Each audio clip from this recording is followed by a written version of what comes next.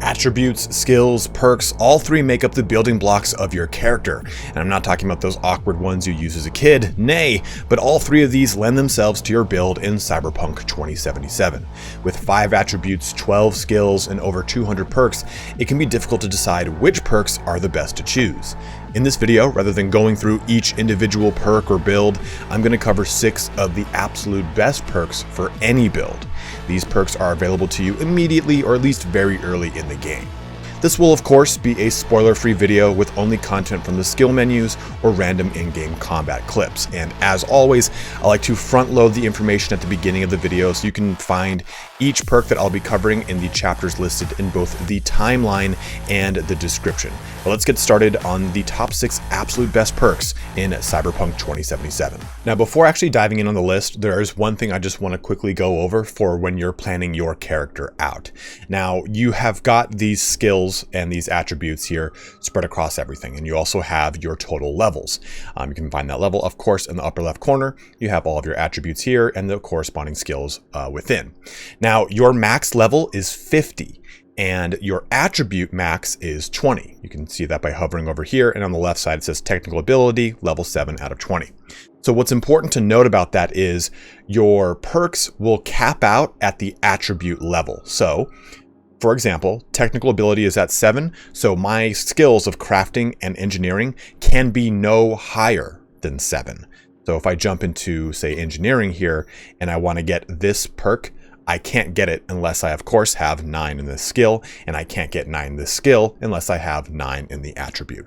So it's just a real quick little bit of information I wanted to go into before jumping into the actual list itself. Let's get started with our first perk. Our first perk is going to be in the body attribute within the athletics skill tree, and it's going to be Pack Mule. So this will increase your carrying capacity by 60, and it's accessible to any build that you would ever want to do because, again, it's a level 1 perk. So you don't need higher than 1 body and 1 athletics, even though you can't go that low in body anyway.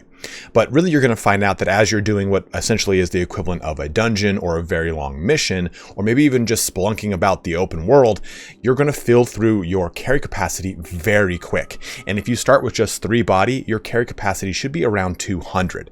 So if you're starting out and trying to do a really hacking or netrunner-esque character and you're not investing in body, you're going to find that you're going to become over-encumbered very quickly, just because of the fact that even your pistol is 4 pounds or 4 weight, whatever, and a slashing or blade weapon is going to be equivalently around 4 pounds. So that adds up so fast as you accrue so many weapons, and especially in the early portions of the game where you're going to either want to disassemble or sell all those weapons in bulk. So Pack Mule should take the edge off of that quite a bit.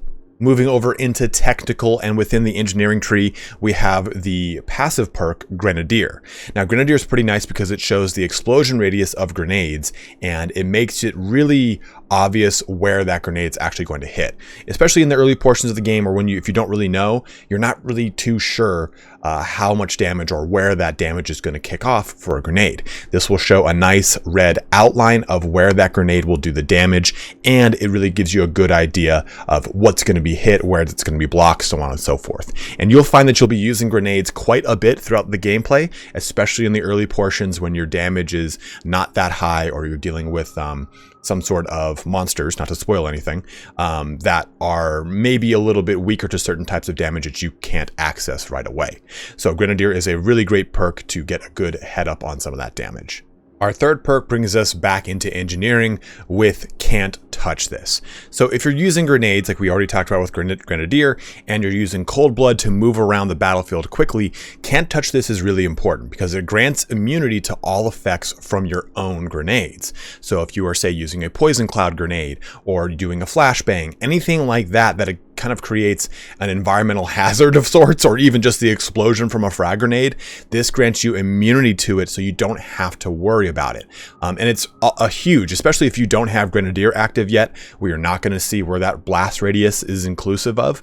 You can use Can't Touch This to at least automatically dodge any effects of your grenades. I've really liked this one because I've been using a lot of flash grenades and poison cloud grenades, and like I've said before, this negates the actual damage or effect on me, not blinding my character when I'm trying to sweep in there with a katana to cut someone's head off.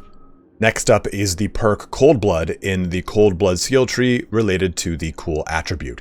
Now, Cold Blood is very unique. What it says here is after defeating an enemy, gain Cold Blood for 10 seconds and increase movement speed by 2%, stacks up to 1 time. And as you invest 1, 2, and 3 points into this, it'll stack up to 1 time at base, 2 times at 2, and 3 times at 3. And the really cool thing about Cold Blood is it adapts to the type of character that you want to play. Do you want to play a very shoot-heavy character using guns? Well then, Icy Veins will help you out. Reduces weapon recoil by 2.5% per stack of Cold Blood.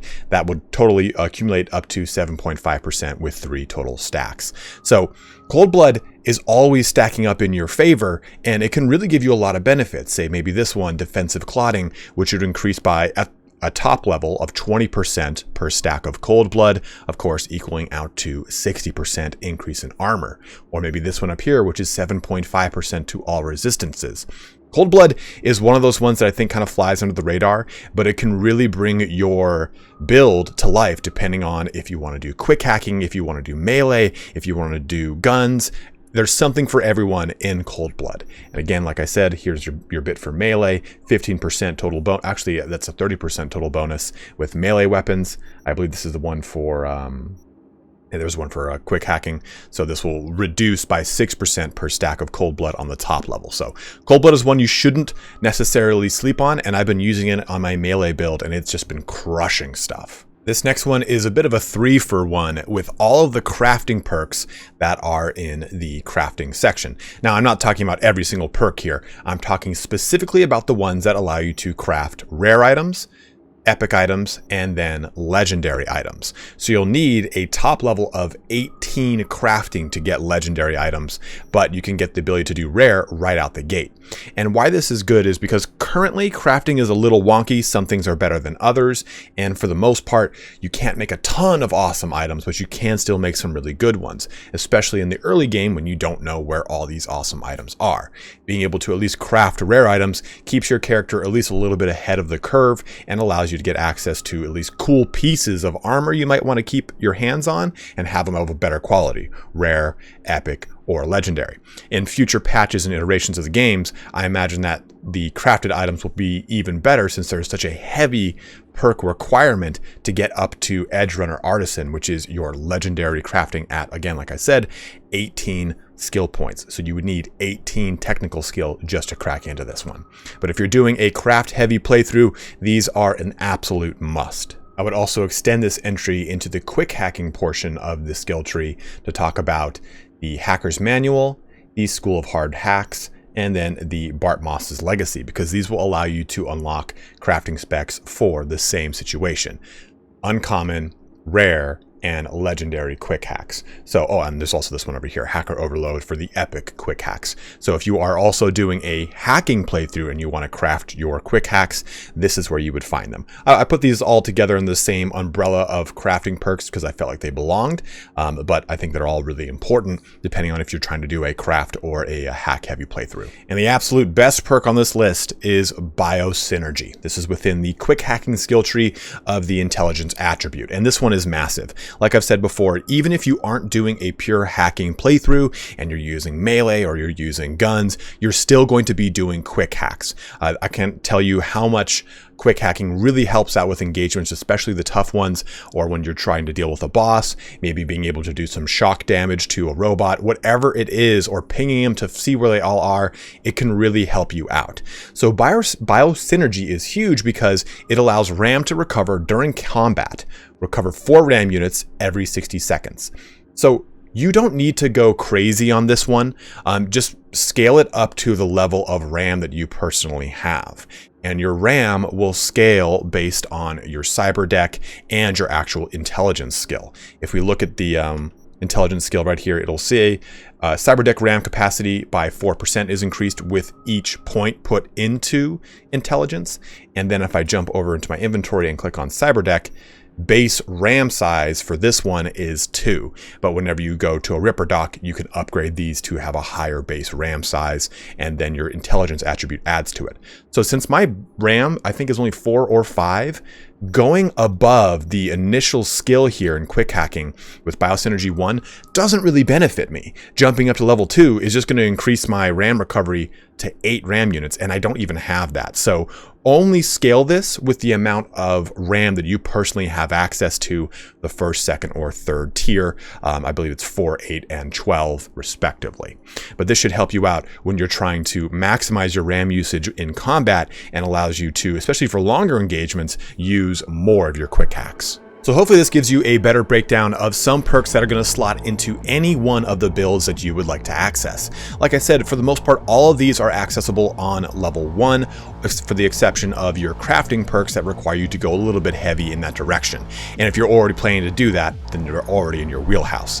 So each one of these perks can be accessed if you're doing your gunslinger, your netrunner, your crafting engineer type character, whatever it is. Hopefully this will, like I said, help you break into a little bit easier quality of life perks that make the game a little bit less intrusive, especially when it comes to, say, grenades or carry capacity, stuff like that, that'll really make it a lot more streamlined or processed for you. But as always, guys, thank you so much for watching here today. If you have any suggestions of some videos you'd like to hear more about, or some stuff that you're struggling with, please go ahead and let me know in the comment section below. And also tell me about some of the perks that you're really enjoying in your playthrough with your builds. Hey, you know, I'm playing a gunslinger perk, or I'm sorry, gunslinger character, and this perk is the one that's just saving my life. Or as soon as I did this perk for my netrunner, life became a lot easier. Whatever it is, try to get as much information out there as possible to help people out. But as always, thank you so much for watching here today. Don't forget to like, subscribe, comment below, all that kind of fun action. But have a good one, and take care.